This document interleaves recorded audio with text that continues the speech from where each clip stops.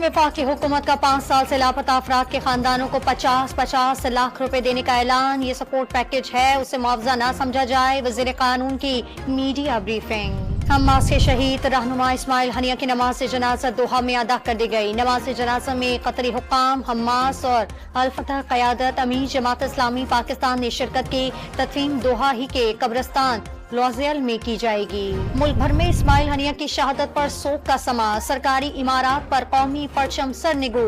Parliament house समेत मुल्क के मुख्तलिफ शहरों में गायबाना नमाज जनाजा अदा की गई। रैलियां और मुजाहरे भी किए गए। कौमी असम्बली ने इस्माइल हनिया के कत्ल के खिलाफ मजम्मती करारदाद मंजूर कर ली। वज़ीर आज़म ने इस्माइल हनिया की शहादत को अमन कोशिशों के लिए बड़ा धचका करार दे दिया। फलस्तीनियों की इमदाद जारी रखने का ऐलान। टांक में जजिस के काफिले पर दहशत गर्दों की फायरिंग से 2 पुलिस एहलकार शहीद और 2 जख्मी। दहशत गर्दाना हमले में जजिस महफूज रहे। इस्लामाबाद हाई कोर्ट ने पीटीआई की एहतजाज की दरखास्त पर अदालती हुक्म के बावजूद फैसला न होने पर तौहीन अदालत कार्रवाई की दरखास्त मुस्तरद कर दी। रावलपिंडी के लियाकत बाग में जमात इस्लामी का धरना 8वें रोज भी जारी। हुकूमत पंजाब ने मुज़ाकरात के बाइस गिरफ्तार मुकामी रहनुमाओं और वर्कर्स की रिहाई का फैसला कर लिया।